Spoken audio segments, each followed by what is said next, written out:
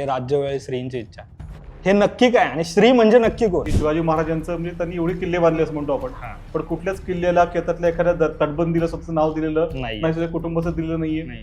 मराठाचा जो का मेळ व्हावा, आजही ब्राह्मणांमध्ये आडनाव कुठलं तर मराठे. मग ब्राह्मण ते अस्पृश्य सगळ्यांना बरोबर घेतलंय. ही गोष्ट राजपूतांना जमलेली नाही. की थोडक्यात काय तर आदर्शवाद आणि वास्तव यात फरक असतोच, पण तो कमीत कमी असावा यासाठी प्रयत्न करणं हे प्रत्येकाचंच काम आहे. सगळ्याच पक्षांना याच्यावर काम करण्याची गरज आहेच. पण आता भारतीय जनता पार्टी खरंच वाटतं का जनतेची पार्टी आहे?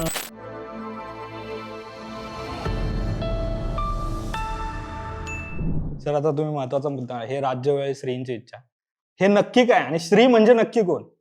बरोबर आहे. त्याचा सुरुवातीला काही इतिहासकार अर्थ असा काढला की श्री म्हणजे देव, मग देवाची इच्छा आहे. तो बरोबर तसं वाटतो, तर तसं नाहीये. ही एक प्रकार जनतेची इच्छा आहे अर्थाने ते म्हणतो ते. अच्छा. कारण त्याचं स्वराज्य जे होतं ते मुळात अगदी छोट्या असं काही मावळ्यांनी शेतकऱ्यांनी मिळून केलेला एक प्रकार होता. 3-4 किल्ले सोडले, त्यांच्याकडे सुरुवातीला काही नव्हतं. शत्रू खूप मोठे मोठे होते, बलाढ्य होते. असं राज्य उभं राहणार आणि मोठं होणार ही आयडिया स्वप्नवत होती. पुढे विचारही करू शकतो असं काय होऊ शकेल, असे काय 4 तरुण काहीतरी विचार करतील आणि असं काहीतरी राज्य उभं करतील. पण मग महाराजांना तो विश्वास कसा वाटायचा की एखादी गोष्ट जनतेची इच्छा असेल तर ते किती अडचणी येऊ, किती बलाढ्य सत्ता समोर असो, ती इच्छा पूर्ण होणार म्हणजे होणार.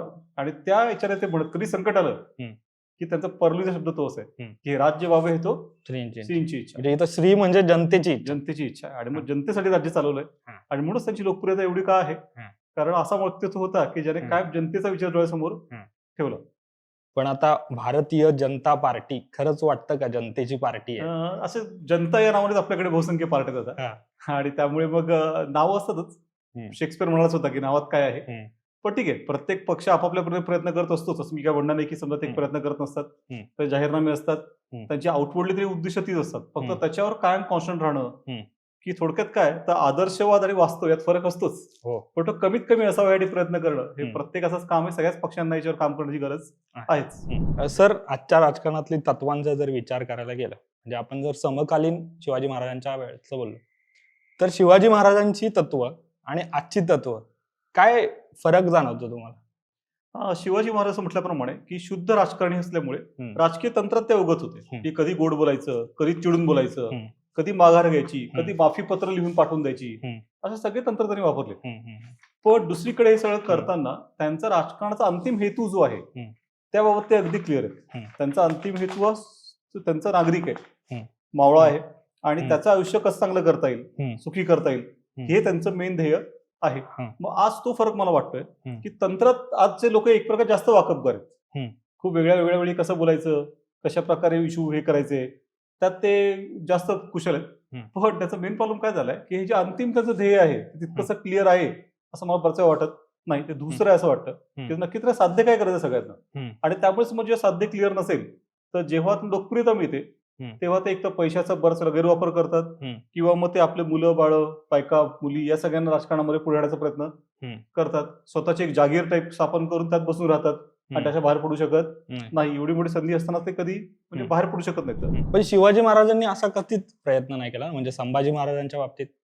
मग ते एक बघणारा मुद्दा आहे की शिवाजी महाराजांचं म्हणजे त्यांनी एवढे किल्ले बांधले असं म्हणतो आपण, पण कुठल्याच किल्ल्याला किंवा त्यातल्या एखाद्या तटबंदीला स्वतःचं नाव दिलेलं नाही, त्याच्या कुटुंबाचं दिलेलं नाहीये. किंवा त्यांनी राज्याभिषेक केला तेव्हा कॅलेंडर काढलं, त्याचं नाव ठेवलं राज्याभिषेक शक. त्याला शिवशक असं पण नाव नाहीये किंवा भोसले शक पण नाहीये. थोडक्यात स्वतःचं नाव कुठे घेतलं नाही, कारण एक मराठी दौलत असताना त्याला बघितलं की स्टेक होल्डर बनलो सगळ्यांना कॉमन त्यांनी एक हे दिलं स्टेक, मराठाचा जो का मेळ व्हावा. आजही ब्राह्मणांमध्ये आडनाव कुठलं तर मराठे. मग ब्राह्मण ते अस्पृश्य सगळ्यांना बरोबर घेतलंय. ही गोष्ट राजपूतांना जमलेली नाही. ते स्वतःचं राजपूत हे जे उच्च सामाजिक हे आहे ते इतरांना देऊ शकलेले नाहीत. ही गोष्ट अगदी म्हणजे रोमन लोकांना किंवा ग्रीकांना जमलेली नाहीये. ते इतरांना आपल्याला काही करू शकले नाहीत. हे महाराजांचं मोठेपण आहे की स्वतःचं उच्च स्थान त्यांनी इतरांना दिलं आणि ते सगळ्यांना समान स्तरावर आणलं, स्टेक होल्डर बनवून घेतलं आणि त्यामुळे मराठी दौलत अशी उभी केली. हे एकदम वेगळा फिनॉमिना आहे. तसं मुघल साम्राज्य नावच मुघल साम्राज्य होतं. बरोबर, ते मुघल नावाच्या घराण्याचं राज्य होतं. तसं हे कुठल्या भोसले नावाच्या घराण्याचं राज्य नव्हतं.